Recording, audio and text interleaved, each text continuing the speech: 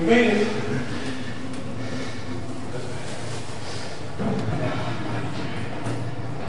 In your hands. Goes in.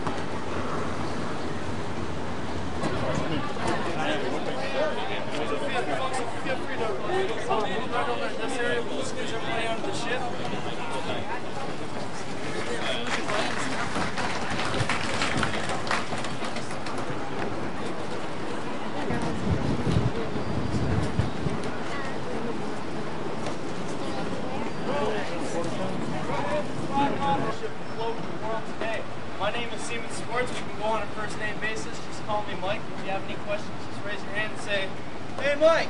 Okay, let's try it real quick. Hey, Mike! Good job. All right, right now we're on the spar deck. And does anybody know what the bathroom is called in the Navy? The head. Jeez. You look all the way forward to see two square portholes. That is where the head is located. The reason that the head is at that head of the ship is 0.6 feet tall. Does everybody know where the Bunker Hill Monument is? Okay. Bunker Hill Monument is 224 feet tall. If you were to stand up in the Bunker Hill Monument, you'd be 4 feet higher than you would be if you were standing here on our main mast. I'm going to quiz you on the mast. Does everybody know what a mast is? Yeah. Does everybody know what a yard is? What? Yeah. Okay, a yard is what's sail. See, we have 4 yards on each mast. I'm going to be quizzing you on that, okay? So we have the mast and we have the yard. Okay, and what's my name? Mike. All right. Okay, sports. There we go. There's be some catching on. I'm just going to bring that cannons that originated in Cairn, Scotland. They were cast in Philadelphia. They shoot a 32-pound shot with a maximum effective range of about 400 yards. And they were also referred to as smashers because in short-distance battles they actually put a larger hole in the hull of the ship. If you look around the mast here, you'll see that we have boarding pikes wrapping around the mast. A lot of people think they're harpoons. These are called boarding pikes. What these boarding pikes would do can be used for basic hand-to-hand combat. Sometimes the ships were so close in battle that sailors could actually jump from one ship to the other, or they could swing over on the other ship's rigging. Well, the Marines would stand up on these bulkheads here and these bulwarks, and they'd actually kind of fend off those opposing enemies. With the use of those boarding pikes and these carronades, there was never an enemy that set foot on the decks of the Constitution except as a prisoner of war. They were very effective, very effective. A cannonball never pierced the sides of the ship. They never knocked down one of these 3 masts, and the Constitution was in about 33 to 42 engagements, never losing one. It's Boston's only undefeated team. Like I said, a cannonball never pierced the sides of the Constitution. Does anybody know the nickname of the Constitution? Ironsides. Is there any iron on the ship whatsoever? No. I'll have to remember that. I always Actually, there's not any iron on the sides of the ship at all. What the ship's made of is 21 inches of white oak and live oak. As you can see, we have horizontal running wood right here. That's white oak. In between the 2 layers of white oak, we have 1 layer of vertical running white oak. White oak is or live oak, my fault. Live oak is a heavy wood. It's so heavy, in fact, that it doesn't even float. When they built the ship, they were really concerned that the ship was going to sink because they were using all this live oak. So what they did was they encased the live oak with the white oak as more of a buoyancy compensator, if I may. So, does anybody have any questions on the spar deck whatsoever?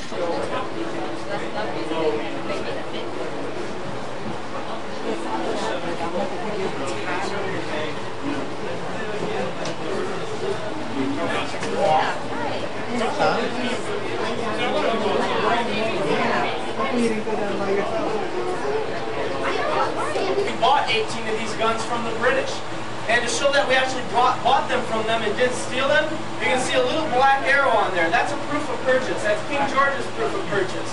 sometimes before we fought the British in 1812, we'd go into their ports, and their sailors would come aboard the Constitution, and they'd say, wow, you stole our guns. We'll say, well, no, we didn't. We have your little proof of purchase on top of the guns. These guns shoot a 24-pound shot with a maximum effective range of about 1,200 yards. So as you can tell, a lot of battles were close to 3/4 of a mile to a mile away from each other.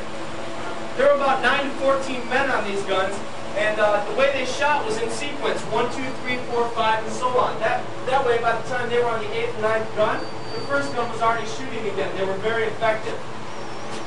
This is PJ. PJ is 8 years old, and he's sitting in my barber's chair today. He's going to be my model. Everybody say hi, PJ. Hi, PJ. Say hi, everybody. Hi, everybody. All right. Did you know that back in the 1800s, during the War of 1812, there were 8 to 12-year-old boys that were on board the Constitution, and what they were called were powder monkeys. And what these powder monkeys would be, you want to be a powder monkey? Actually run from the powder room down by the bilge of the ship up to the guns and bring the gun in their gunpowder. The only bad thing was, what's that? You could do that. The only bad thing about this was that these powder monkeys were main targets during battle. The reason, see, he's doing the reason they were main targets is because if they could slow down the powder monkeys, they basically slow down the armament of the ship. They weren't able to fire as quick just because the powder wasn't getting to the guns. So the way that these kids would get in the Navy is either the Navy would go to these orphanage homes and pick up these orphans here that didn't have any families, or the families would actually sell these kids to the Navy for $500 a month. I'm sorry, we don't do that anymore. Well, maybe if we talk deal afterwards, I can help you out. Okay. So they go and they'd be hired in the Navy to do these jobs. I know I must have it done for the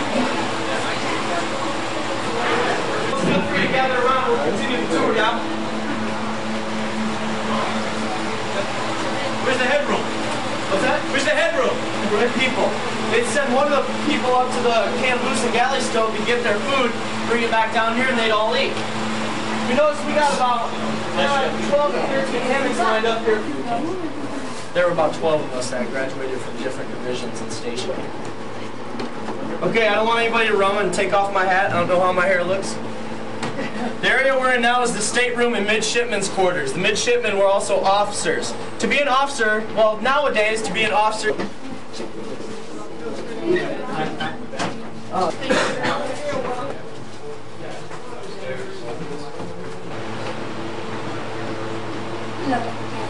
How you doing? No, we have 2 cannons all the way forward that we put a blank shell in. And it loads from the back, and then we just pull a handle on it, and it fires.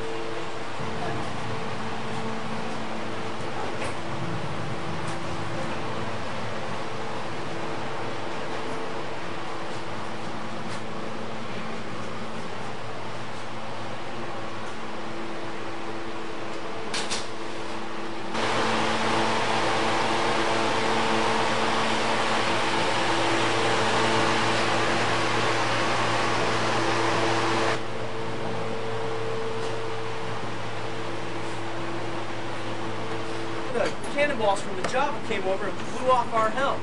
So we sent 35 of our 55 Marines down into the manual steering room, which you noticed by the stateroom. You saw the 2 lines running back outside the ship, up by the bulkhead. Those are to manually steer the rudder. We sent 35 of our strongest Marines down there to actually operate our 3-ton rudder. Well, they couldn't hear where to steer the ship from up here. They couldn't hear the orders, and so we actually ended up running into the Java. Well, when we defeated the Java after running into it, we sent our Marines over to salvage parts and goods off the ship. Well, when they came back, they brought the Java's helm. And the Java had this double helm here, and they brought this back to our ship so we could steer our ship again. A lot of people ask, well, how can we see over the front of the ship from right here? Well, the way that's done is we have officers standing on these horse blocks. These horse blocks are platforms right here, and we have two all the way forward. Well, these officers would stand on these horse blocks for 4 hours yelling orders back to the helmsman on where to go. So we'll be doing that. We're going to be sailing for the first time in 116 years. We haven't sailed since 1881. We're going to be sailing for the first time in 116 years a week from today. And we're going to be doing that up in Marblehead, which is just south of Salem. And the way it's going to work is on Sunday the 20th at 8 o'clock in the morning, we're going to be tugged up to Marblehead. And we'll be staying overnight in Marblehead. Well, on Monday the 21st, we're going to sail at about 11:30 till about 12:30 for about an hour. Once that sailing process is done, we're going to be tugged back down to Charlestown here, and we'll be back dockside. And they don't have any plans to sail again, but I'm sure, well, I'm thinking it might happen again if this one is successful, so we'll find out. Does anybody have any questions? Well, on behalf of myself, the commanding officer, and the rest of the crew of the USS Constitution, I'd like to thank everybody for coming aboard today. You've been a great group. Thank you. How long has he been in the station before he gets transferred? I'm here for 3.5 years. Yes. You're an enlistment of your own?